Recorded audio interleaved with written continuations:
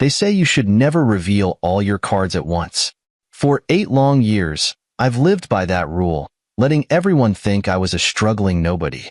Even my wife, Sophia, the woman I thought I loved, had no idea who I really was.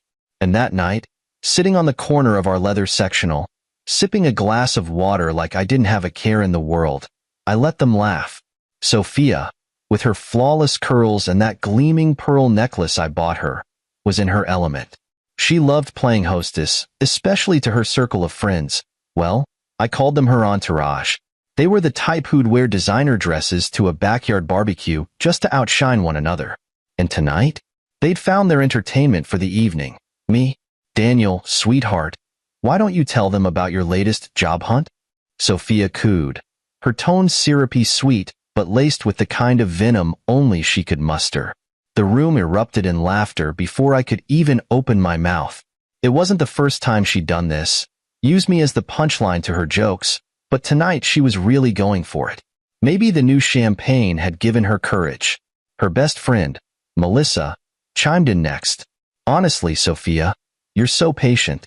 If my husband couldn't hold a steady job, I don't know what I'd do. I mean, it's not like Daniel's even trying, right? She gave me a look that could cut glass, and I forced a weak smile. That's the thing about playing a role. You have to commit, even when it stings. Inside, I wanted to laugh in their faces, to tell Melissa that her position as head of marketing was courtesy of me. I could see the resignation letter sitting in my drafts folder with her name on it. But I didn't. Not yet. Sophia leaned back, swirling her wine. Oh, Melissa, don't be too hard on him. At least he knows his way around the kitchen. The man makes a mean spaghetti, and someone has to do the dishes around here. More laughter. Even the husbands joined in, their chuckles bouncing off the vaulted ceilings of the house I paid for. The house they thought belonged to Sophia, courtesy of her supposed financial contributions. Funny how none of them noticed the cracks in her story. Did they think her part-time charity work funded this marble-floored palace? Or the luxury cars parked out front? No, but they believed what they wanted to believe because it was easier. And I let them. Sophia wasn't done yet, though. Remember that one time Daniel thought he could be a consultant? Oh, darling, you spent months preparing for that interview, didn't you? What was the company called again? Oh, right, Summit Innovations. They didn't even call him back? She erupted into laughter, clutching her sides like it was the funniest thing she'd ever heard. That one hit close. She didn't know it, but that interview wasn't what she thought. It had been my routine quarterly check-in, an undercover review to ensure my managers were doing their jobs.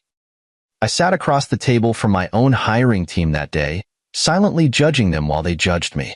It was my way of keeping things in check. And now, my own wife had turned that into a joke. The rest of the night passed in a blur of cruel remarks, shared glances, and clinking glasses. They didn't see the way my grip tightened around my drink or notice the fire building behind my calm expression. That's the funny thing about people like them. They assume the quiet ones are weak. But weakness isn't silence. Weakness is thinking your throne is secure when it's built on lies. Eventually, Sophia waved me off to the kitchen, saying, "Be a dear and get us another bottle, won't you?" I stood and did as she asked, my face a mask of quiet submission. But as I walked away, I caught the words she whispered to Melissa. Honestly, I don't know how much longer I can do this. A man without ambition is just embarrassing. Embarrassing. That's what she called me. I felt the heat rising in my chest, but I swallowed it down. That night wasn't about reacting. It was about remembering. Every word they said, every laugh they shared, was fuel for what was to come. As I stood in the kitchen, uncorking another bottle of champagne I'd bought, I glanced at the clock. It was 9:47 p.m. Less than 12 hours until the board meeting. Less than 12 hours until their world came crashing down. Let them laugh tonight, I thought, because tomorrow, none of them would have anything to laugh about. I returned to the living room, placing the bottle on the coffee table like a dutiful husband. Sophia barely acknowledged me, too busy telling the room about her latest spa day. I sat back down, taking my place in the corner, invisible and insignificant in their eyes. But inside, I was smiling. Let them mock me. Let them think I'm nothing. Because when the clock struck 9 the next morning, they'd learn the truth. The man they belittled wasn't just their equal. He was their boss. It wasn't the first time Sophia had embarrassed me in front of her friends, but this night was a masterpiece of cruelty. She wasn't just hosting. She was putting on a show. Every smile, every joke, every exaggerated story was designed to put her on a pedestal and me 6 feet under. "Melissa," she began, swirling her wine like she was born holding a glass of vintage. "You should have seen Daniel last month. He came home so excited. He thought he'd found the perfect job listing." She leaned forward like she was sharing some scandalous secret. "He spent 3 hours on the application, pouring his heart and soul into it. And guess what?" She paused, grinning like a Cheshire cat. "They didn't even bother sending him a rejection email." The room erupted in laughter. I sat there, my face a carefully composed mask, nodding along like I was part of the joke. Inside, I was calculating. Every laugh, every insult. This wasn't just about me anymore. Sophia's friends were executives, middle management, and department heads at my company. They were the very people who prided themselves on being at the top, blind to the fact that their careers hung on the decisions of the man they were mocking. Sophia was relentless. She crossed her legs, flashing her Louboutins, the ones I bought, and gestured dramatically. "Honestly, I've tried everything to help him, you know? I even suggested he try barista work at the cafe down the street. At least he'd get tips." More laughter. Even the husbands joined in, clinking their glasses in agreement. For a moment, I considered saying something. I could have told them that cafe was one of many businesses I'd acquired under a shell company, that the very job she mocked was in a building I owned. But I stayed quiet. Timing was everything, and tonight wasn't the night to shatter their illusions. Sophia's smile widened as she turned her attention back to me. "What do you think, Daniel? Maybe you should listen to me for once." Her tone dripped with condescension, as if I were a child who'd wandered into an adult conversation. I shrugged, keeping my voice calm. "Maybe you're right. I'll look into it." She wasn't expecting that. I could see it in her eyes. She thrived on conflict, loved it when I pushed back, just enough to make myself look defensive. But giving her nothing? That threw her off. Still, she recovered quickly, tossing her hair over her shoulder like a queen dismissing a servant. "Good. It's about time." I sipped my water, letting her have the last word. Let her believe she'd won. The truth was, she'd been losing for years. She just didn't know it yet. As the night wore on, Sophia's arrogance only grew. She bragged about her charity work, making sure everyone knew she was the backbone of the family. "It's not easy being the only breadwinner," she said, her voice heavy with false humility. "But someone has to keep the lights on, right?" It took every ounce of restraint not to laugh out loud. The mortgage? Paid off years ago. The cars? Paid in full. Every single luxury she flaunted to her friends was courtesy of my money, funneled through accounts she didn't even know existed. But to her, I was just the man who couldn't land a job. The irony was almost too good. Sophia's friend, Angela, leaned forward, placing a manicured hand on Sophia's knee. "Honestly, babe, you're a saint for putting up with it. If my husband were that useless, I'd have left him ages ago." Sophia sighed dramatically, as if she were carrying the weight of the world. "Oh, believe me, I've thought about it. But then I remind myself, I married for love, not ambition." I clenched my jaw, forcing a smile. Love? Was that what she called it? Because from where I stood, her love looked a lot like opportunism. She'd married me thinking I was a stepping stone, a man she could mold into the kind of success she could take credit for. But when I didn't fit the mold, she turned me into a project. Something to fix, or worse, pity. The night dragged on, each conversation more insufferable than the last. They talked about luxury vacations, designer brands, and the importance of networking. I sat there, nodding along, my presence barely acknowledged unless it was to set up the next joke at my expense. "Daniel, why don't you grab us another bottle of champagne?" Sophia asked sweetly, her smile as sharp as a blade. "You know where it is, right? In the wine fridge I bought?" The room erupted into another round of laughter.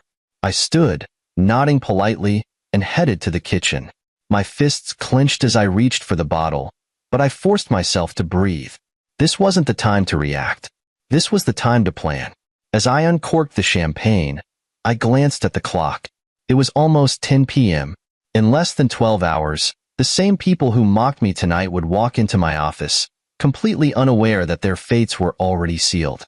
Sophia would wake up in a house she no longer controlled, her circle of friends decimated. And I'd finally step out of the shadows. I returned to the living room, placing the champagne on the table without a word. Sophia didn't even look at me. She was too busy holding court, basking in the glow of her imagined superiority. For a moment, I considered walking away, heading upstairs, and letting them have their fun. But no, I stayed. I watched. I listened. Every word, every insult, every smug laugh was another nail in the coffin of their delusions. They thought they were untouchable. They thought I was powerless. But tomorrow, they'd learn the truth. The man they underestimated wasn't just their equal. He was their boss. And he was done playing nice. They didn't know it, but every laugh, every insult, every sideways glance they threw my way that night was fuel for what I had been preparing for years. The power I held wasn't in flashy displays or loud declarations. It was in patience, in knowing exactly when to strike. I learned that lesson the hard way, long before I ever met Sophia. 12 years ago, I was a different man. Back then, I didn't know what it felt like to be underestimated. I was young, ambitious, and full of hope. My father ran a small electronics business, a family legacy he poured everything into. We weren't wealthy, but we were proud. That pride crumbled the day corporate raiders came in, bought the business for pennies, and dismantled it overnight. I'll never forget the look on my father's face when they shut the doors for good. It wasn't just a business they took, it was his life's work. That moment shaped me. I swore I'd never let anyone take from me what they took from my father. I would build something unshakable, something untouchable, and I did. Summit Innovations wasn't born in a boardroom. It was born in my tiny apartment, where I worked around the clock, teaching myself coding, business strategy, and finance. I started with small contracts, fixing software bugs for local companies, and used every dollar I earned to reinvest in my dream. By the time I was 28, Summit was growing faster than I could have imagined. By 30, it was a powerhouse. And by 35, it was a global leader. But success comes with its own challenges. The bigger you get, the more vultures circle. I'd already had 3 relationships implode by the time I met Sophia. Each one ended the same way. They saw my success as a golden ticket, something they could latch onto and ride to an easier life. So, when I met Sophia, I made a choice. I wouldn't let her see the real me. Not yet. When we met, I was in the middle of a corporate acquisition. I just finalized a deal worth millions. But I walked into that charity gala dressed in a suit I'd had for years and drove a car that wouldn't have looked out of place in a used lot. Sophia caught my eye instantly. She was beautiful, confident, and magnetic. But what stood out most was how she treated me. When she thought I was just a struggling consultant, she was sweet, supportive even. She told me, "You'll find your place, Daniel. Just keep trying." I believed her. I thought maybe, just maybe, she was different. We dated for a year before I proposed. By the time we got married, I thought I'd made the right choice. I moved her into the house she now calls hers, though I didn't tell her I owned it outright. I let her believe we were sharing everything, that we were building a life together. I even transferred money into her account monthly, so she could feel like she was contributing financially. At first, she was kind. But success changes people, or, more accurately, reveals them. It didn't take long for the cracks to show. Sophia's patience turned into criticism. Her kind words became thinly veiled barbs. She started using my lack of ambition as a weapon, first in private arguments, then in front of others. I could have stopped her at any time, but I didn't.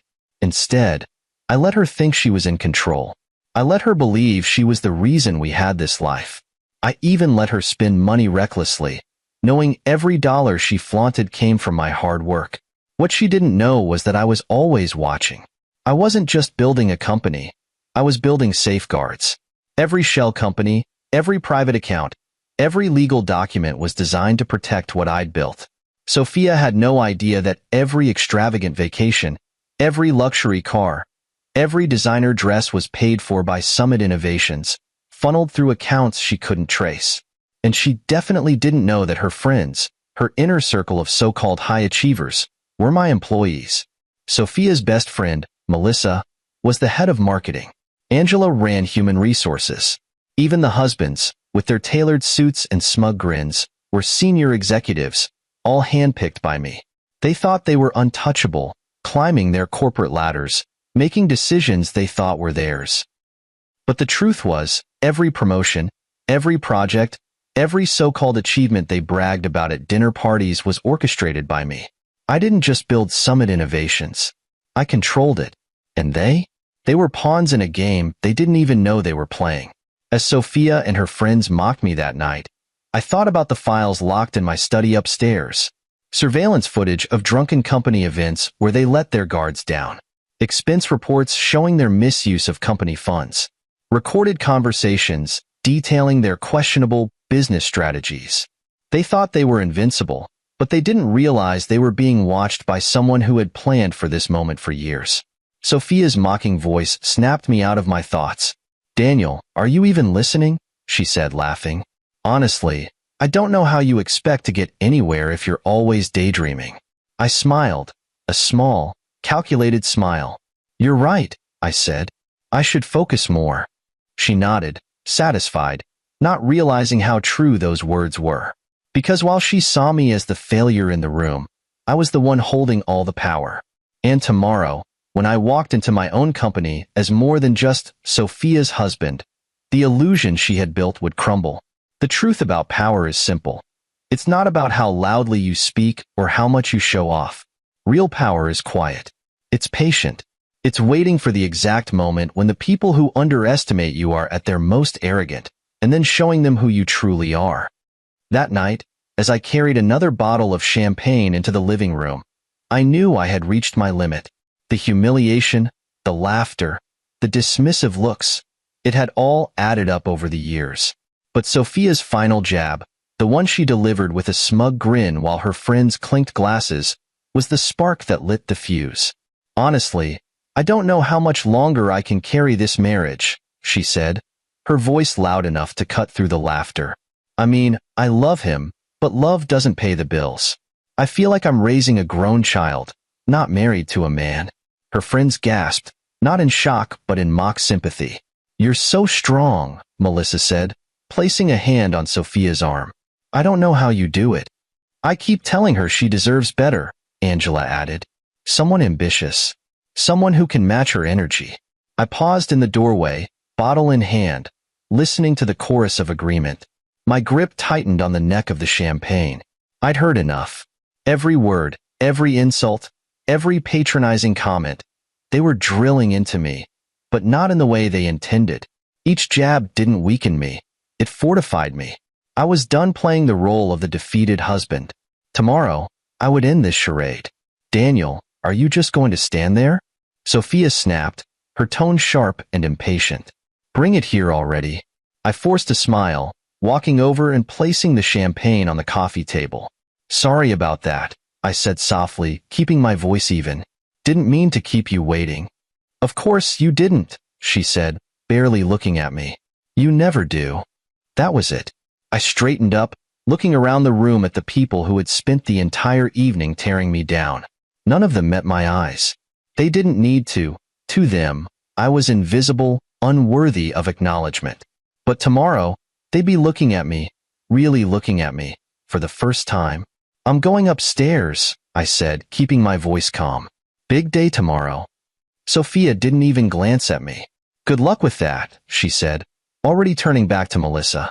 "Maybe this time he'll land something." The words hit like a slap, but I didn't let it show.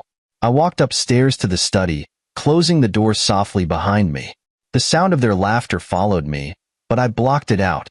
I had more important things to focus on. Inside the study, I locked the door and sat at my desk, taking a deep breath. The calm facade I had worn all night faded away, replaced by the cold determination that had driven me for years. I opened the hidden panel behind the bookshelf, revealing my secure workspace. 3 monitors lit up, displaying live feeds from the company, financial reports, and the personal files I'd gathered on Sophia and her friends. I started with Melissa, head of marketing. She had been siphoning funds from the department for years, disguising it as event planning expenses. The receipts in my files told a different story. Lavish vacations, personal shopping sprees, even a down payment on a car. It was all documented, every dollar accounted for. Angela was next. As head of HR, she had covered for executives who violated company policies, sweeping harassment complaints under the rug. Her emails, flagged by my team, were filled with thinly veiled threats to employees who dared to speak up. The husbands weren't any better. Greg, the VP of sales, had inflated quarterly figures to boost his bonuses. Scott, in operations, had been leaking proprietary information to competitors. And they all thought they were untouchable. And then there was Sophia, my wife, the woman who claimed to carry our marriage. She didn't work for the company directly, but she had benefited from it more than anyone. She had used my money to fund her image as a successful socialite, hosting charity events and galas, all while belittling me to anyone who would listen. But the part that stung the most was her betrayal. I had the evidence in front of me, messages exchanged with another man, flirtations at first, then full-blown plans for weekends away. She thought I didn't know. She thought I was too blind, too weak to see what was happening right under my nose. I leaned back in my chair, staring at the screen. The weight of everything, the lies, the manipulation, the mockery, it should have crushed me. But instead, I felt a sense of clarity. I wasn't angry. Anger was too simple, too fleeting. What I felt was purpose. Tomorrow wasn't just about revenge. It was about justice. It was about taking back what was mine, about reclaiming the life and the company I had built from nothing. Sophia and her friends had spent years tearing others down, using their positions of power to enrich themselves at the expense of those beneath them. They thought they were untouchable, that their titles and connections made them invincible. But they were wrong. So very wrong. I reached for my phone, sending a message to Sarah, my most trusted executive. Everything is in place for tomorrow. Be ready. Her reply came within seconds. All set? They won't see it coming. I closed the hidden panel and leaned back, the faint hum of the monitors the only sound in the room. Downstairs, I could still hear the laughter, the clinking glasses, the sound of their arrogance echoing through the house. But it didn't bother me anymore. Let them laugh. Let them think they'd won. Because tomorrow, the laughing would stop. As I sat there, I thought about my father, about the lessons he'd taught me after his business was destroyed. Success, he'd said, isn't about being loud. It's about being patient. It's about waiting for the right moment to act. And that moment was finally here. I smiled to myself, the calm before the storm settling over me. By this time tomorrow, Sophia and her friends wouldn't just see me differently. They'd finally see the truth. The man they mocked wasn't a failure. He wasn't a joke. He was their boss. The morning of the reckoning began like any other, but for me, it was far from ordinary. The house was eerily quiet as I dressed in a tailored navy suit, one of the few indulgences I kept tucked away for occasions like this. Sophia was still asleep, her careless confidence evident in the way she sprawled across the bed, oblivious to what was coming. For years, I'd let her believe she was in control, but today, I was taking it all back. At exactly 6 a.m., I left the house, stepping into a black town car waiting outside. My driver, Charles, nodded as I slid into the back seat. He didn't ask questions. He never did. But there was a flicker of curiosity in his eyes when he noticed my unusually polished demeanor. "To Summit headquarters," I said simply. He nodded and pulled away, the hum of the engine steadying my nerves. My phone buzzed with a message from Sarah, my most trusted executive and one of the few people who knew the truth about me. "Sarah, boardroom ready. Security briefed. Documentation finalized." Me, "Perfect. Be sure the legal team is on standby." "Sarah, they've been briefed. Good luck." Luck wasn't a factor anymore. Everything had been meticulously planned, every detail accounted for. I leaned back in my seat, watching the city wake up around me. It was almost poetic, the world going about its business, unaware that, in a few hours, 5 people's lives would be irreversibly changed. When I arrived at the office, I entered through the private service entrance. It was one of many perks that came with being the CEO of Summit Innovations, though no one had ever seen me use it. That's how I liked it. Staying in the shadows, observing from a distance, letting my carefully chosen executives think they were running the show. But today, I wasn't staying in the shadows. Sarah was waiting for me in the security office. She handed me a visitor's badge with a faint smirk. Angela Martinez, it read, the fake name I used whenever I needed to go undercover within my own company. Everything is set, she said, motioning to the monitors displaying live feeds from various parts of the building. Your wife's friends are already here. Morning meetings are underway. I glanced at the screens, watching as Melissa, Angela, Greg, and Scott arrived one by one, laughing and chatting as if it were just another day. They had no idea what awaited them. Make sure the security team knows not to intervene unless instructed, I said. I don't want any disruptions. Sarah nodded. Understood. What about your wife? Sophia. My stomach tightened at the thought of her. She wasn't part of the corporate takedown, not directly. But what I had planned for her was just as thorough. She'll know soon enough, I said, brushing off the thought. Focus on the task at hand. At precisely 8:45 a.m., I took my position in the lobby. Dressed in my unremarkable disguise, I watched as the day's players arrived. Melissa breezed in first, her head held high, barking orders into her phone. Angela followed closely behind, pausing to greet the receptionist with a hollow smile. Greg and Scott arrived together, laughing about a round of golf they'd played the weekend before. They didn't notice me sitting there, flipping through a copy of Summit's annual report like a nervous job candidate. That was the beauty of staying invisible. They never looked twice. At 9 a.m. sharp, I made my way to the HR floor for my interview. It was a charade, of course, a test of how deeply the rot had spread. I wanted to see firsthand how my own hiring process had been corrupted under their leadership. Thomas, the HR representative, greeted me with a thin smile, clearly disinterested. This will be a quick assessment, he said, leading me into a small conference room. Just a few basic skills tests and a short interview. The skills test was almost laughable in its simplicity. I made intentional errors, fumbling with questions I could have answered in my sleep. Through the glass walls, I saw Melissa walking by, glancing into the room with a look of mild disdain. She didn't recognize me, of course. To her, I was just another nobody wasting her company's time. Thomas reviewed my work with a barely concealed smirk. Well, he said, his tone condescending, this is interesting. Let's move on to the interview. The panel interview was worse. 3 middle managers sat across from me, their expressions dripping with boredom. They fired off generic questions, barely listening to my answers. At one point, one of them leaned back in his chair and checked his phone mid-sentence. By the time it ended, I had more than enough evidence. The culture they had cultivated was rotten to its core, dismissive, arrogant, and completely detached from the values Summit Innovations was built on. At 10:15 a.m., I made my way to the executive conference room. It was time for the main event. Through the partially open door, I could hear them laughing, their voices carrying the same smug tone I'd endured the night before. You should have seen her face during the interview, Melissa was saying. She looked like she hadn't touched a computer in years.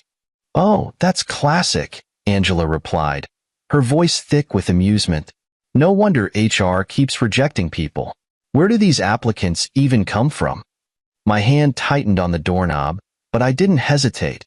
I stepped into the room, letting the door close behind me with a soft click. Their laughter died instantly as they turned to face me. I could see the confusion in their eyes, the flicker of recognition as they tried to place me.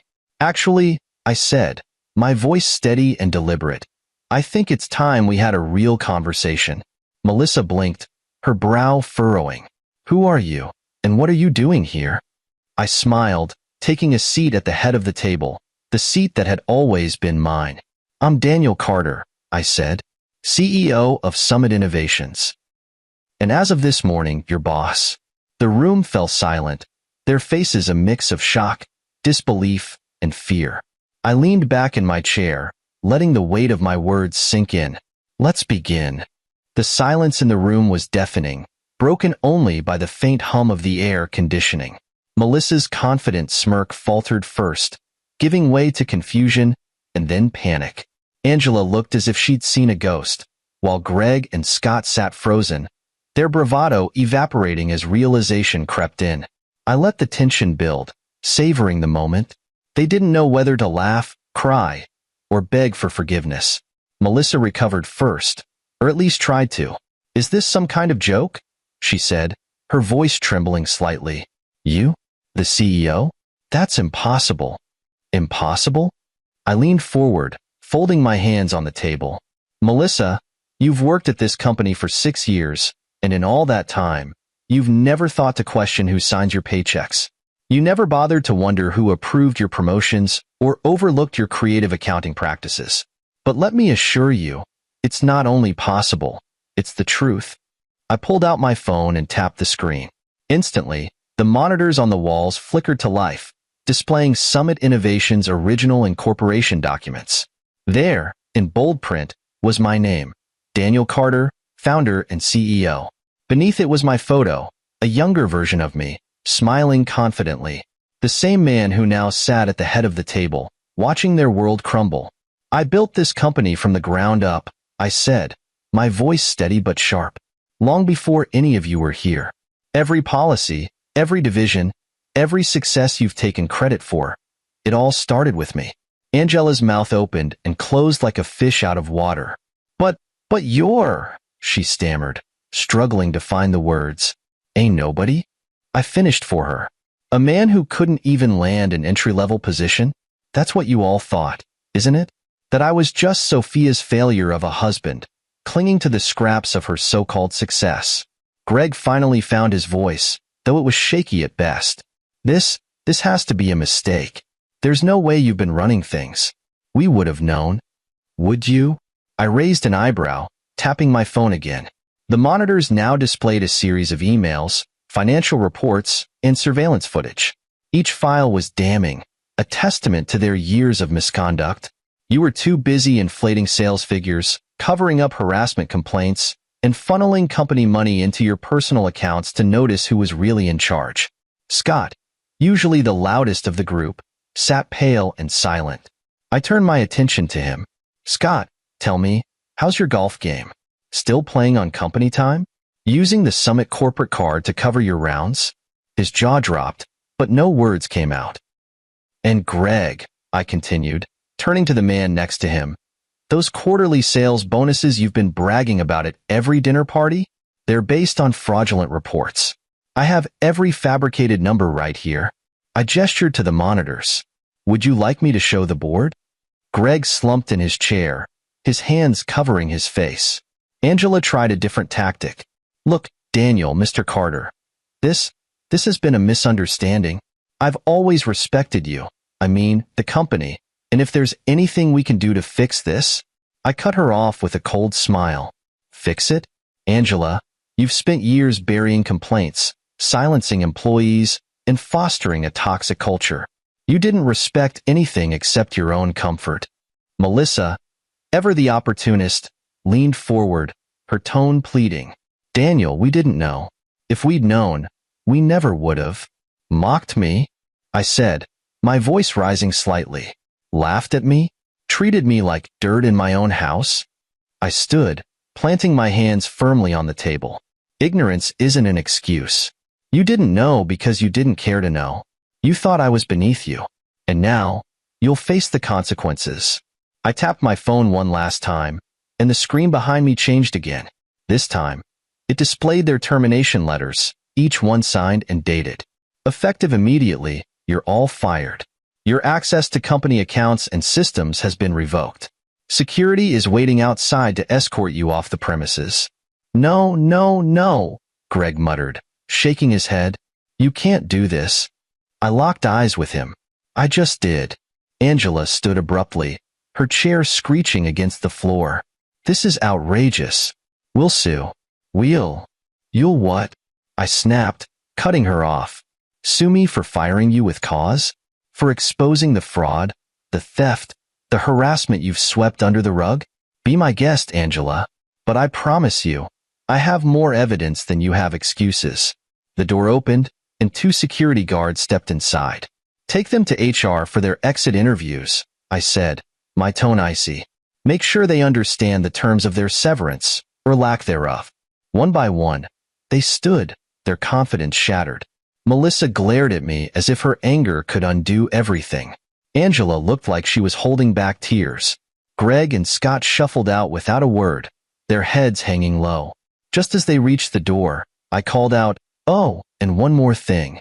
They turned to face me, hope flickering in their eyes. Don't bother reaching out to competitors. Your non-compete agreements are still in effect. And trust me, I'll be watching. The guards escorted them out, and the door closed behind them with a satisfying finality. For a moment, the room was silent again. I let out a slow breath, the weight of years lifting off my shoulders. Sarah entered moments later, her tablet in hand. "Well," she said, her tone neutral but her eyes gleaming with satisfaction. "That went about as expected." "Good," I replied, straightening my suit. "Now, let's prepare for the board meeting. There's still work to do." As I walked out of the room, I felt a sense of clarity I hadn't experienced in years. For the first time, I wasn't just the man behind the scenes. I was Daniel Carter, CEO of Summit Innovations, and I had just reminded them all exactly who I was. I don't think anyone truly understands the satisfaction of watching the mighty fall until it's their hand holding the lever. As I walked back to my private office, I replayed the looks on their faces in my mind. Melissa, Angela, Greg, Scott. They thought they were invincible, untouchable. But I'd torn away their illusions in a matter of minutes. And now, it was time for the aftermath. Sarah was already waiting for me when I arrived, her tablet filled with updates and reports. "The termination process is underway," she said, her tone brisk but professional. "HR is processing their files, and security is clearing their offices." Melissa tried to call someone from the marketing team on her way out, but we've already disabled her phone and email access. I nodded, sitting behind my desk. "Good. Make sure all communications are monitored. I don't want any attempts to leak information or contact clients." "Already done," Sarah replied. "And one more thing. Angela demanded to see the board before she left. She claims she's being wrongfully terminated." I smirked, leaning back in my chair. Wrongful termination? Angela covered up harassment cases, manipulated HR records, and created a culture of fear. Let her try to spin that. I doubt the board will be sympathetic. Sarah smiled faintly, a rare crack in her usually stoic demeanor. "I didn't think so, but I figured I'd let you know." By noon, the fallout was well underway. Security cameras showed Melissa pacing the parking lot, shouting into her phone. Greg sat slumped on the curb, staring at the ground. Scott had already left, his face pale and his shoulders hunched as he walked toward his car. Angela, of course, had been escorted out kicking and screaming, her righteous indignation falling on deaf ears. It was a fitting end for people who had spent years wielding their power to tear others down. And the best part? They still didn't fully understand the scope of what I had done. I pulled up my laptop and opened the live feeds from their exit interviews. Each one was being recorded, of course, for legal purposes. Melissa sat across from the HR representative, her voice tight with anger as she tried to negotiate her severance. "This is ridiculous," she said, slamming her hand on the table. "I've been with this company for years. You can't just fire me." The HR representative didn't flinch. "Your termination is for cause," she replied calmly. "Per your contract, you forfeit severance and stock options under these circumstances. The documentation is all here." Melissa's face turned red as she flipped through the file in front of her. "This is absurd. Cause? What cause?" "Fraudulent expense reports," the representative said, her voice steady. "Unauthorized use of company funds. Gross misconduct." Melissa leaned back in her chair, shaking her head. "This isn't over," she muttered. Oh, but it was. Greg's interview was next. He didn't argue as much as Melissa, but his desperation was just as evident. "Look, I know I've made mistakes," he said, his voice low. "But you don't have to do this. I've got a family to support." The HR representative gave him the same calm explanation. "Your termination is for cause. You will not receive severance or stock options. He hung his head, muttering under his breath. This can't be happening. Angela was the last. True to form, she came in swinging. This is discrimination, she shouted, pointing a finger at the HR representative. You can't do this to me. I've done nothing wrong. The representative remained unfazed. We have extensive documentation of your actions, including emails, recorded conversations, and witness testimonies. You were complicit in covering up harassment complaints and retaliating against employees who came forward. That is grounds for immediate termination. Angela sputtered, her indignation turning into disbelief. I want to speak to Daniel. The representative glanced at the camera, then back at Angela. Mr. Carter has already approved this termination. The decision is final. By the time their interviews were over, their access had been revoked, their emails archived, and their personal belongings packed up and delivered to their cars. Sarah confirmed the process had gone smoothly. They're officially out, she said, placing her tablet on my desk. The office feels lighter already. I smiled. It's amazing how much dead weight can drag a place down. But the day wasn't over yet. There was still one more person who needed to face the consequences. Sophia. At 1:30 p.m., just as I was reviewing the final reports from HR, my phone buzzed. It was Sophia. Her name flashing on the screen brought a mix of emotions. Anger, disappointment, and, oddly enough, relief. This was the moment I'd been waiting for. I let it ring for a few seconds before answering. Hello, Sophia. Daniel, she snapped, her voice sharp and impatient. What the hell is going on? Melissa just called me. She said you fired her and half the executive team. Is this some kind of joke? No joke, I said calmly. Melissa, Angela, Greg, and Scott were all terminated this morning. It was a long time coming. There was a beat of silence on the other end of the line. You can't do that, she said finally, her voice trembling. They're your employees, my friends. You had no right. No right? I leaned back in my chair, the faintest hint of a smile tugging at my lips. Sophia, I own the company. I have every right. Her sharp intake of breath was almost satisfying. What are you talking about? For 8 years, I've let you believe I was just some aimless, unemployed husband. But the truth is, I built Summit Innovations from the ground up. Every decision, every success, every dollar you've spent came from me. And now, I've finally taken out the trash. You lied to me, she whispered, her voice breaking. No, I said coldly. You lied to yourself. And now, you're about to see what happens when the truth finally comes out. I hung up, leaving her in stunned silence. There was more to say, much more, but that conversation could wait. For now, I had a company to run. When Sophia stormed into the Summit Innovations headquarters later that afternoon, the receptionist didn't even have time to stop her. She marched past the front desk and headed straight for the executive suite, her heels clicking angrily against the polished floors. I was waiting for her, seated calmly at my desk, reviewing the final files from the day's terminations. The door burst open, and there she was, my wife, looking every bit the picture of indignation. Her perfectly styled hair, her designer handbag swinging in her hand, and the fury in her eyes might have intimidated someone else. Not me. Daniel, she said, her voice sharp and demanding. What in the world is going on? I didn't look up immediately. I took my time, finishing the last line of a report before closing the folder and setting it neatly on my desk. When I finally met her gaze, I spoke with deliberate calmness. Good afternoon, Sophia. What brings you here? What brings me here? She repeated, her voice rising. I just got a call from Melissa, crying hysterically, telling me you fired her, and Angela and Greg and Scott. You've lost your mind. I leaned back in my chair, steepling my fingers. Have I? Or have I finally decided to clean up the mess they've made of my company? Sophia blinked, caught off guard by the words. Your company? She scoffed, shaking her head. What are you talking about? Summit isn't yours. It is, I said, my voice steady. It always has been. For a moment, she was silent, the weight of my statement sinking in. Then she laughed, a bitter, disbelieving sound. This is some kind of joke, right? You're trying to, what? Scare me? Humiliate me? I stood, walking around the desk and stopping just a few feet from her. Do you remember the house we live in, Sophia?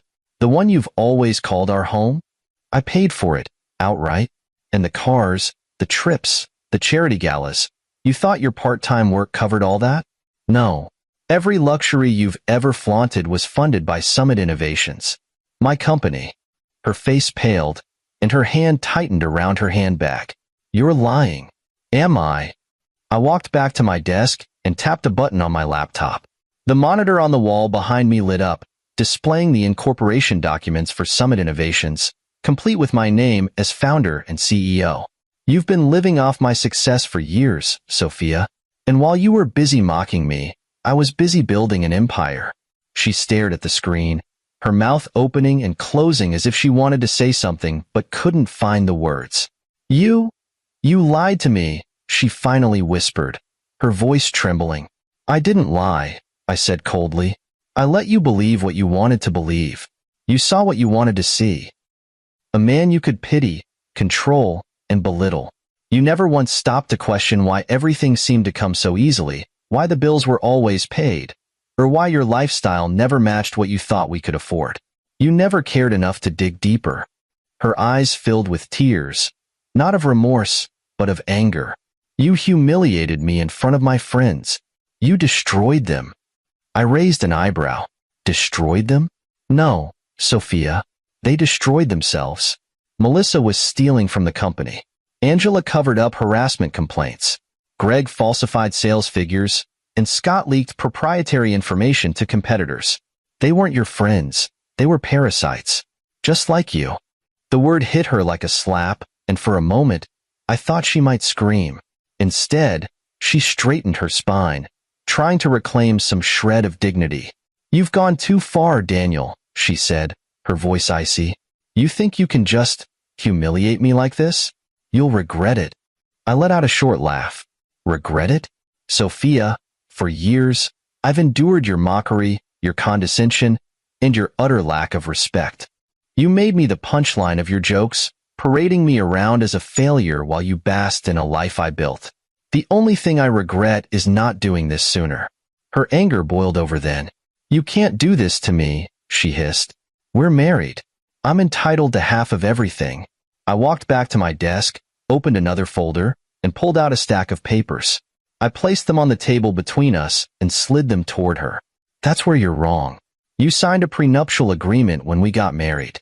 It ensures that everything I built before and during our marriage remains mine. Your entitlement ends today.